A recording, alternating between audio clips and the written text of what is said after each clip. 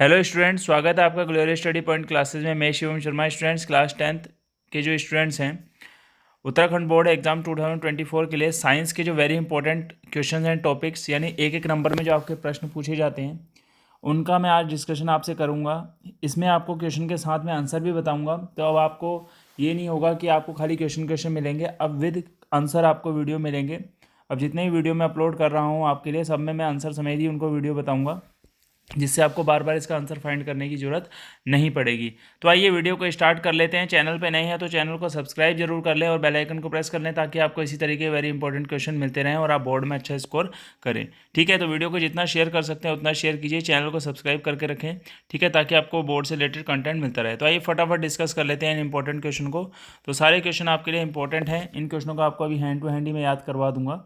तो देखिए, हिंदी मीडियम और इंग्लिश मीडियम दोनों इनको देख सकते हैं। कोई इतने ज़्यादा टिपिकल क्वेश्चन नहीं है जो आपको परेशान करेंगे, क्योंकि हिंदी मीडियम और इंग्लिश मीडियम दोनों के लिए ही बहुत लैंग्वेज वहाँ पेपर में आता है। तो आप थोड़ा सा हिंट लेके भी इसका आंसर जज कर सकते हैं। ठीक है, right a balance chemical equation for decomposition reaction. ठीक है, डिकम्पोजिशन रिएक्शन के लिए आपको एक बैलेंस केमिकल रिएक्शन लिखनी है। वो क्या होगी? तो वो रिएक्शन आपकी रहेगी 2FeSO4 गिव्स में आपका आगे आ जाएगा Fe2O3 सॉलिड फॉर्म में आएगा, और SO2 आपका गैसेस फॉर्म में आएगा, एंड SO3 आपका निकल के अलग हो जाएगा। ठीक है, ये आपकी रिएक्शन रहेगी। आगे बात करते हैं नेक्स्ट क्वेश्चन की तरफ। यहाँ पे लिखा है mention two important uses of baking soda.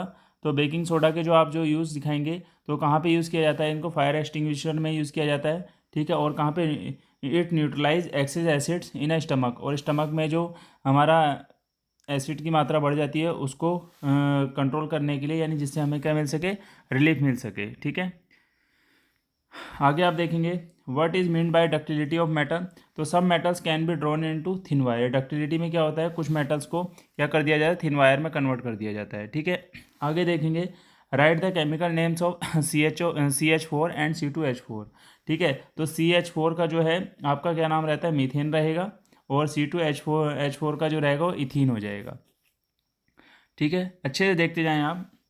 Right the lens formula and also give the meaning of symbol. तो देखिएगा यहाँ पे लेंस फॉर्मूला जो होता है 1/f, यहाँ सामने लिखा है आपके 1/f equal to 1/v minus 1/u रहेगा, जहाँ पे f आपका क्या रहता है? फोकल लेंथ रहेगी। देखो मैंने लिख भी रखा है नीचे, सारी चीज़ें आपको क्लियर है। इसी तरीके से आपको पेपर में भी लिखना है, आपको बेस्ट नंबर मिलेंगे फेयर, जहाँ पे f आपकी फोकल लेंथ है, u आपका डिस्टेंस ऑफ द ऑब्जेक्ट रहेगा, v आपका डिस्टेंस ऑफ द इमेज रहेगी। आगे चलते हैं, देखिएगा calculate the number of electron constituting 1 coulomb of charge.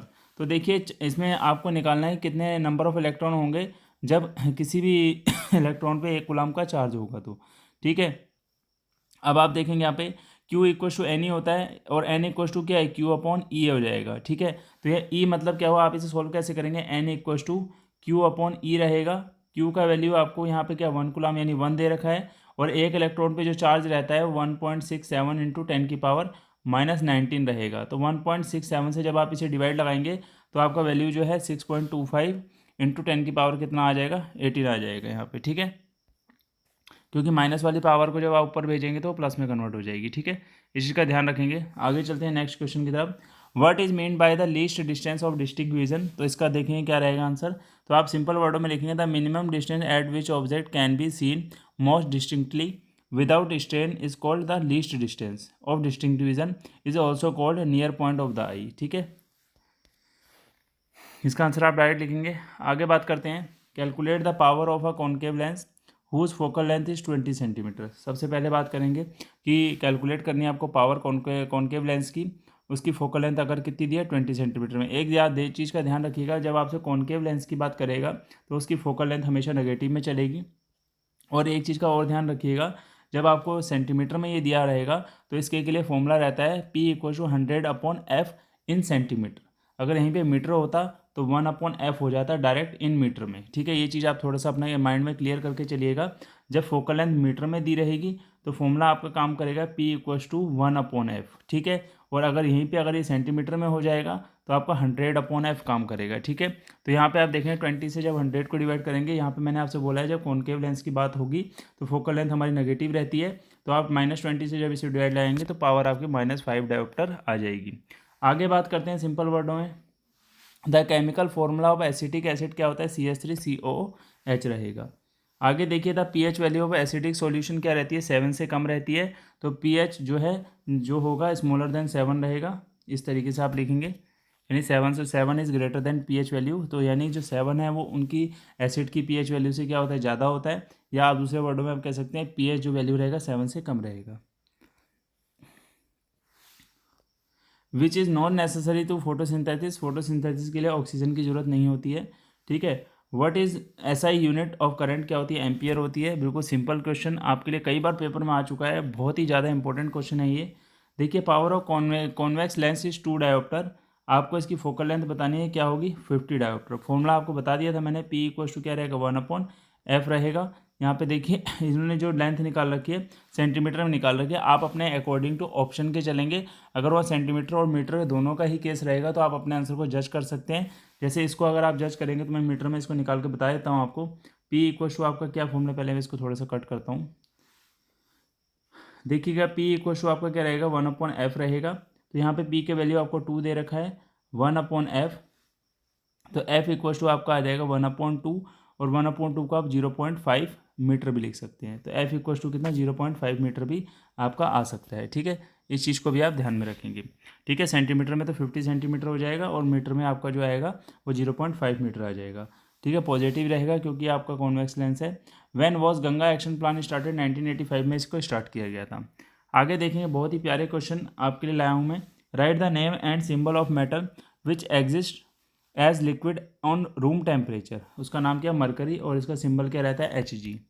आगे देखेंगे, how much joule are there in 1 kilowatt hours, यानी 3.6 × 10⁻6 जूल, ठीक है।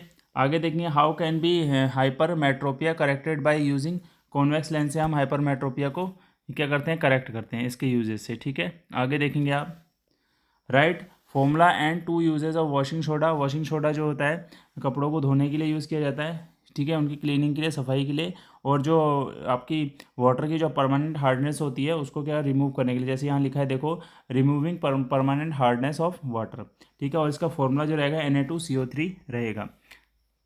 आगे देखेंगे, Fe2O3 प्लस 2Al गिव्स में Al2O3 प्लस 2Fe, यानी ये कौन सी रिएक्शन है, ये आपकी कौन सी डिस्प्लेसमेंट रिएक्शन है। डिस्प्लेसमेंट रिएक्शन क्या होती है, जब high reactive metal less reactive metal को डिस्प्लेस कर देता है सॉल्ट सॉल्यूशन में, तो आपका डिस्प्लेसमेंट रिएक्शन होता है। Which human system is Bowman capsule related, तो एक्सक्रिएशन के लिए इसको यूज़ किया जाता है बोमन कैप्सूल को, तो आप देख सकते हैं, ठीक है। A person is not able to read a distance of 25 centimetre is suffering for hypermetropia, ठीक है।